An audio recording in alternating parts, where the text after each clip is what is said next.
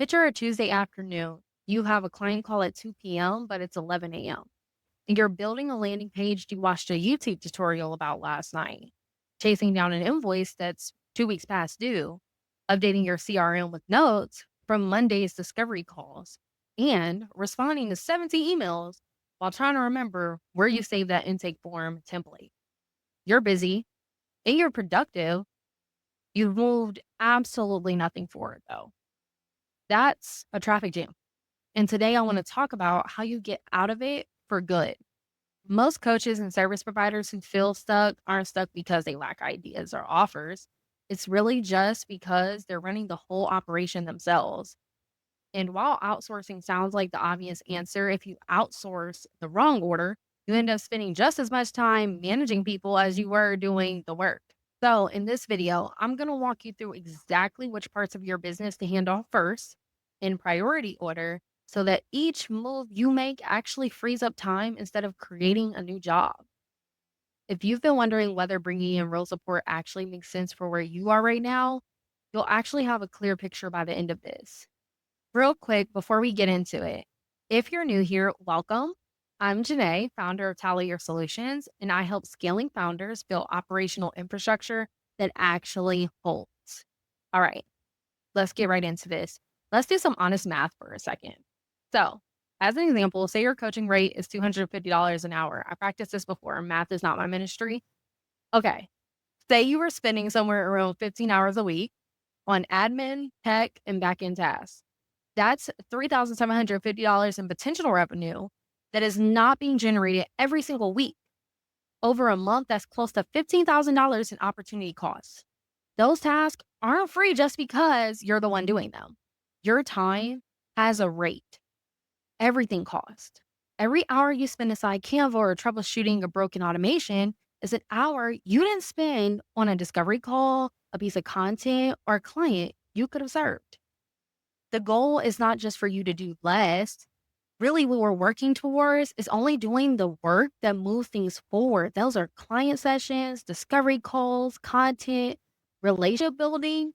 Everything else is a candidate for handing it off. And here's the shift that actually changes things going from I'll just handle it to who handles this best. That's the difference between a CEO who stays stuck at the same ceiling and one who actually scales through it. If you're going to start somewhere, start here.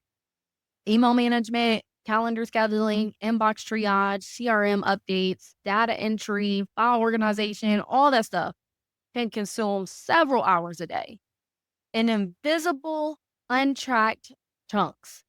You don't notice it until you look up and realize it's 4 p.m. You have not done anything that actually moves your business forward. A good admin hire or virtual assistant can handle your inbox filtering, standard reply drafting, call scheduling, follow up, CRM maintenance. To just give you a ballpark of what you're kind of looking at, for US based VAs with experience in online business, rates in 2026 are running roughly around $25 to $35 an hour for general admin and up to $75 an hour for more specialized support. So a part-time retainer usually lands somewhere between $1,500 and $3,000 a month. Now, here's the filter I want you to use when you're deciding what stays with you and what goes.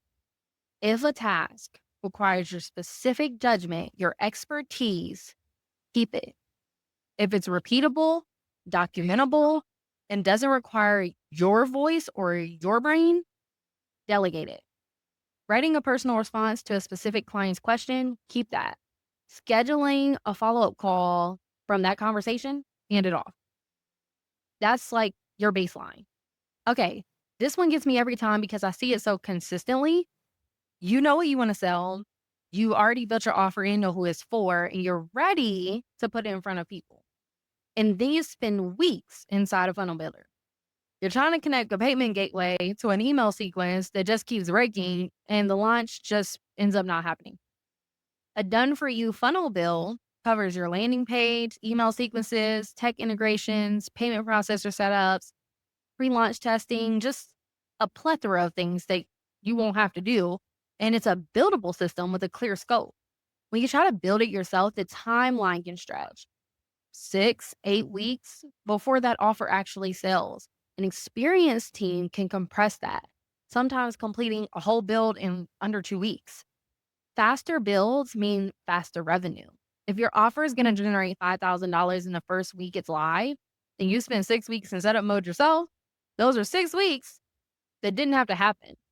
The cost of outsourcing the funnel build is almost never the expensive option when you run that comparison honestly.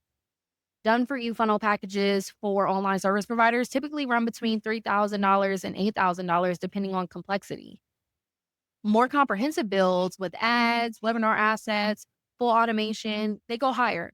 But the ROI math usually works. And actually, drop something in the comments. What is the one part of your funnel that has taken the most time to get right? I'm really curious because the answer is almost always the same thing. And I want to see if you all say what I think you're going to say. A client says yes, that moment is charged. There's trust and excitement. Everyone's ready to go. And then they get a generic confirmation email. They wait 3 days later for a contract. They can't find the portal link. I've really seen this in real life. And they start wondering if they made a mistake. And that happens all before your first touch point even happens. This plays out more than most realize, and it costs you in referrals and testimonials, sometimes even the whole client. A complete onboarding system. It includes your contract, welcome email, portal access, intake form, session scheduling, payment confirmation, all delivered in one clean professional sequence. Tools like Dubsado and Honeybook handle this well. A professional team, they can help build and configure the whole system in like 2 to 4 weeks. That's a one-time build. Every client after that moves to the same experience without you touching it. Here's what I want you to sit with though. Your onboarding experience, it sets the emotional tone for your entire relationship. When it runs well, clients are going to feel more confident about their investment. And when it's clunky, they start second guessing before the real work even begins. When you have a tight onboarding system, that's both a retention tool and a referral engine. The clients who feel taken care of from day one are the ones who send everyone they know. Think about everything that cycles through a single launch: social graphics, lead magnet covers, presentation decks, sales page layouts, email headers. These show up in every offer and every launch. Now, online service providers and coaches create their own visuals. That quality tends to be inconsistent. And that's no shade, it's just everything's not everybody's ministry. Inconsistent branding chips away at perceived authority, even when the expert or CEO themselves is excellent. For a specific project with a clear deliverable, a freelance designer works fine. For CEOs who need visuals connected to their broader brand, their funnels, and their launch infrastructure, a done for you team is the stronger choice. The difference is just coordination. On one team builds your funnel, your visuals, and your onboarding system, everything looks and feels like it came from the same place because it did. Okay, let's talk about it. Where do you go from here? Because people are in different places, and I want to make sure I speak to all of them. If you're new here or you're just trying to get clarity on what is actually slowing your business down, grab Launch Lab. It's a free interactive assessment and it'll actually show you exactly where your bottlenecks are in your launch so you know what to tackle first. That link is in the description. If you're at the point where you're tired of rebuilding your launch from scratch every single time you have an offer to sell, the Launch Lab implementation kit is going to be exactly what you need. It's $100 and it gives you the actual framework to make your launches repeatable. That link is also in the description. And if you're ready to go deeper and build it out in a focused, dedicated day, the Launch Intensive VIP Day is for you. We get in, we build, and we get it done. You can find that link in the description as well. Lastly, if you're in a place where you're ready to stop patching things together and you want a full infrastructure and framework built out for good, I want you to apply for Growth Lab Mastery. This is where we go all in, all the way together. So that link is below. Wherever you are, there is a next step. You don't have to stay in that traffic jam. Here's what I want you to walk away with. Outsourcing is a precision decision. The order matters. Start with admin because it's the highest daily volume. Move to your funnel backend because it's the thing gating your revenue. Address onboarding next because it shapes whether clients stay and refer. And add visual consistency over time to build the authority your brand deserves. For a lot of CEOs, the real bottleneck has nothing to do with the offers or the audience. It's the back end. And that's fixable.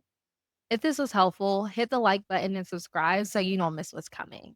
Till next time.